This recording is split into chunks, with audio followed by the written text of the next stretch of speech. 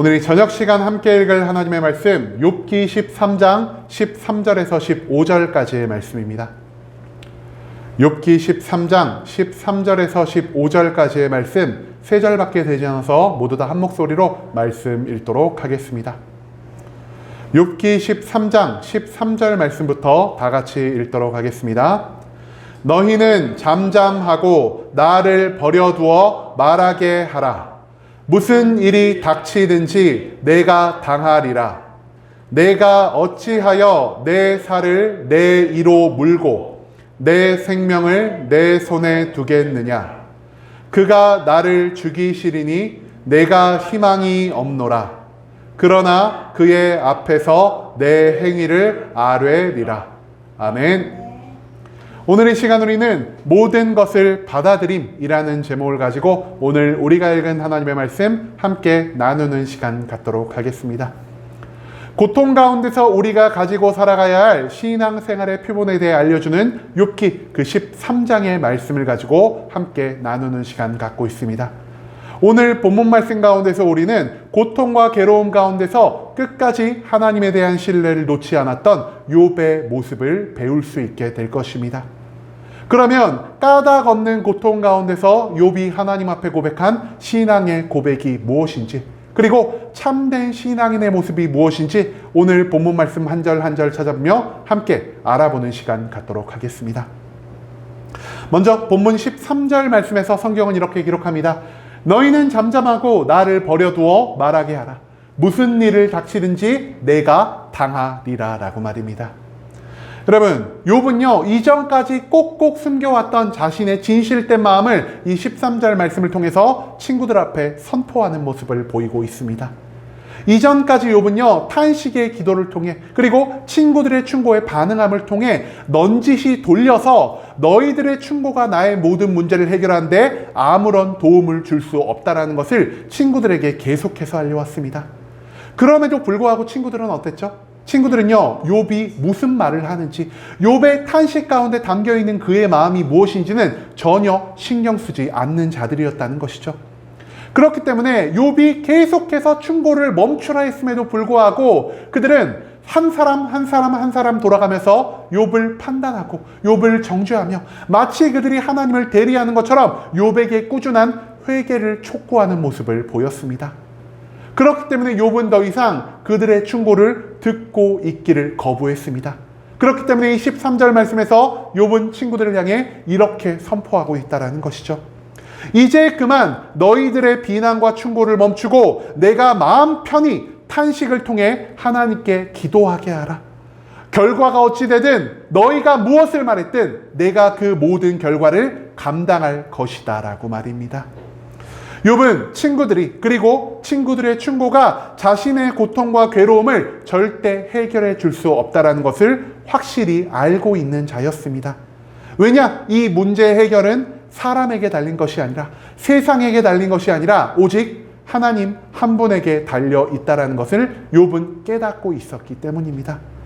그렇기 때문에 욥은 내 지식이나 경험을 친구들의 충고에 귀를 기울이는 것이 아니라 탄식함을 통해 하나님께 끝까지 기도하며 나아가는 것을 욥기의 처음부터 욥기의 마지막까지 절대로 멈추지 않는 모습을 계속해서 우리에게 보여주고 있다는 것입니다.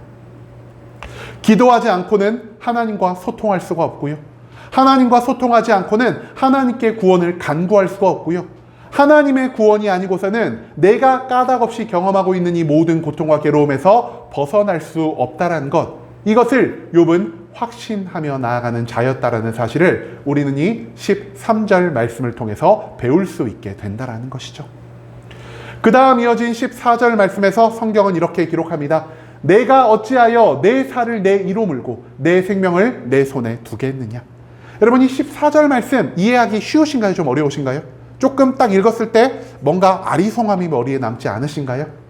이 말은 무엇이냐? 내 스스로 내 생명을 해할 수가 없다는 말입니다. 내 이빨로 어찌 내 생사를 뜯어버리겠느냐? 나는 그러할 수 없다.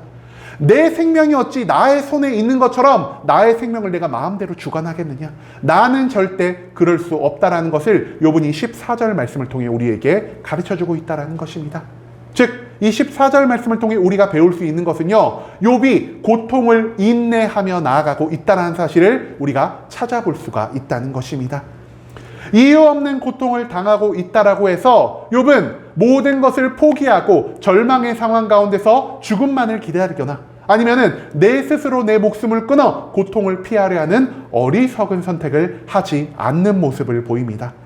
아직까지 생명이 나의 안에 있다라는 것은 하나님이 나에게 매일매일 새로운 기회를 주신다는 것을 의미하는 것이기 때문에 내가 끝까지 생명 가운데서 발버둥치며 하나님께 기도하고 혹시라도 내가 그 가운데서 하나님의 뜻을 알게 된다면 그 뜻을 붙잡고 이 모든 고통의 순간을 이겨내려 했던 욥의 인내심, 그것을 우리는 이 14절의 고백을 통해서 찾아볼 수가 있다는 것이죠. 대부분 사람들은요, 욥과 같이 내가 도무지 감당할 수 없는 고통과 괴로움을 경험할 때 우리는 절대적인 절망 가운데 빠져 살 때가 너무나 많은 것 같습니다. 하나님께 기도를 하지만 하나님이 내 문제를 해결해 주지 않습니다. 그렇다면 하나님을 떠나서 세상을 가면 내 문제가 해결될까요? 세상을 의지해도, 나의 힘과 능력을 의지해도, 내 주변에 있는 지혜로운 사람들의 충고를 따라 행하는 삶을 살아도 나의 삶 가운데서 문제가 해결되지 않을 때 그때 사람들이 선택하는 것은 무엇이죠? 그들은 내 스스로 목숨을 끊기를 선택을 하고요.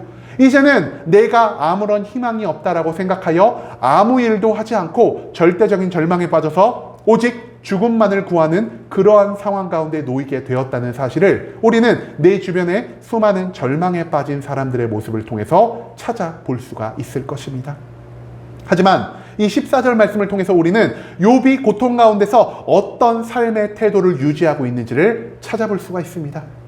욥은요, 이 세상 모든 사람들이 단 한 번도 경험하지 못한 그 까닭 없는 엄청난 고통 가운데서 단 한 번도 나의 삶을 포기하려 하지도 않고요.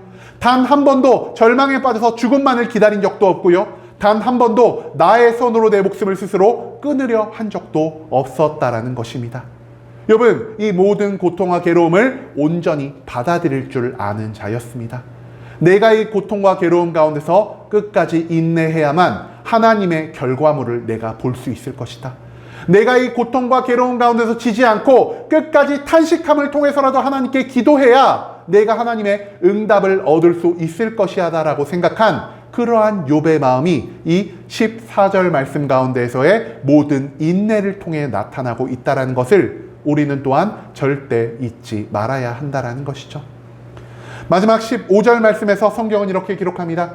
그가 나를 죽이시리니 내가 희망이 없노라. 그러나 그의 앞에서 내 행위를 아뢰리라 라고 말입니다. 여러분, 오스왈드 챔버라는 성경학자 겸 유명한 설교자가 있습니다. 그분은요, 이 욥기 13장 15절에 나오는 이 신앙의 고백이요, 구약 성경 전체에서 찾아볼 수 있는 가장 위대한 신앙의 고백 중 하나라는 것을 우리에게 강조한 적이 있습니다.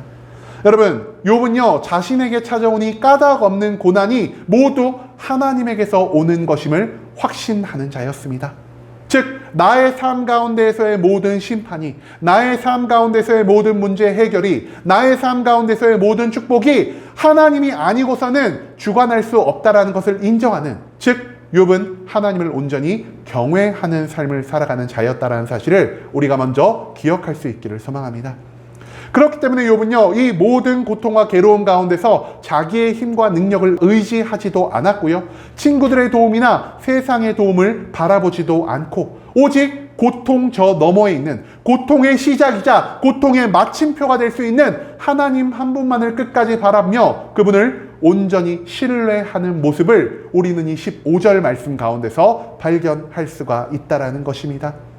모든 축복과 심판이 하나님에게서 나오고 내가 이해할 수 없는 고난을 통해서도 하나님이 이 땅 가운데 하나님의 뜻과 계획을 온전히 성취해 나갈 수 있다는 것을 인정하는 마음가짐, 그것이 바로 고통 속에서 욥이 우리들에게 보여주고 있는 온전한 신앙인의 모습이었다는 사실을 우리가 절대 잊지 않을 수 있기를 소망합니다. 이 15절의 말씀을 간단하게 요약하면은 아마도 이러한 신앙이 고백이 될 것 같습니다. 하나님이 저를 죽이시더라도 저는 여전히 하나님을 신뢰합니다 라고 말입니다. 욥은 끝까지 하나님께 기도하는 자였고요, 끝까지 하나님을 바라보는 자였고요. 하나님이 내 기도를 듣지 않으셔도 설령 하나님이 나의 목숨을 걷어 가신다 하더라도 내가 가지고 있는 하나님을 향한 절대적인 신뢰를 포기하지 않고 모든 고통을 받아들이며 끝까지 인내하는 모습을 계속된 욥기의 말씀 가운데서 보이고 있다는 것, 이것을 우리가 반드시 기억할 수 있기를 소망합니다. 여러분, 고통의 상황 가운데서 욥이 우리들에게 그리고 친구들에게 보이는 모습은 무엇이었습니까? 그는 절대 자기 목숨을 스스로 끊지도 않았고요. 친구들이 그에게 회개를 촉구하는 것처럼 맞아, 내가 알지 못하는 죄악으로 인해서 나에게 이러한 고통과 괴로움이 찾아올 거야 라는 식으로 자기 스스로를 위로하지도 않았고요. 또는 이 고통과 괴로움이 끝난다면 내가 연단되어 하나님 앞에 더욱 완전한 모습으로 나갈 수 있을 거야 라는 이런 헛된 희망을 품고 살아가는 자도 아니었다라는 것입니다. 욥은 나의 스스로 망상을 통해서 자신을 위로하거나 이 고통 속에서 내 목숨을 끊음으로 인해 고통을 회피하려는 모습을 보이지 않았습니다. 고통 가운데서 욥이 지금 하고 있는 것은 무엇이죠? 욥은요, 고통을 있는 그대로 바라보고 있습니다. 고통을 있는 그대로 바라봐야만 그 고통 가운데 있는 하나님의 선하신 뜻과 계획을 내가 조금이라도 쫓아갈 수 있다라고 생각하기 때문에 욥은 고통을 받아들이며 고통 가운데서 끝까지 하나님께 기도하는 것을 멈추지 않았다라는 것, 그것을 우리는 오늘 본문의 전체적인 내용을 통해서 찾아볼 수가 있다라는 것입니다. 하나님은 고통을 통해서 이 땅 가운데 놀라운 일을 이루실 수 있는 분이시오.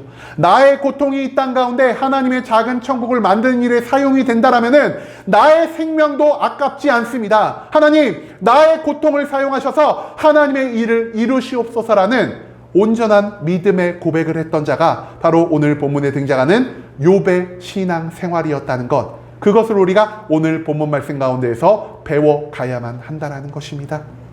그렇기 때문에 고통 속에서 욥은요, 고통을 절대 회피하지 않았습니다. 고통을 똑바로 바라보는 자였고요, 내 고통에 특별한 의미를 부여하지도, 고통을 회피하지도, 내 스스로의 목숨을 끊지도 않은 온전한 신앙인의 모습을 보였던 것이 바로 오늘 본문에 등장하는 욥의 모습이었다라는 사실을 우리가 절대 잊지 말아야 할 것입니다.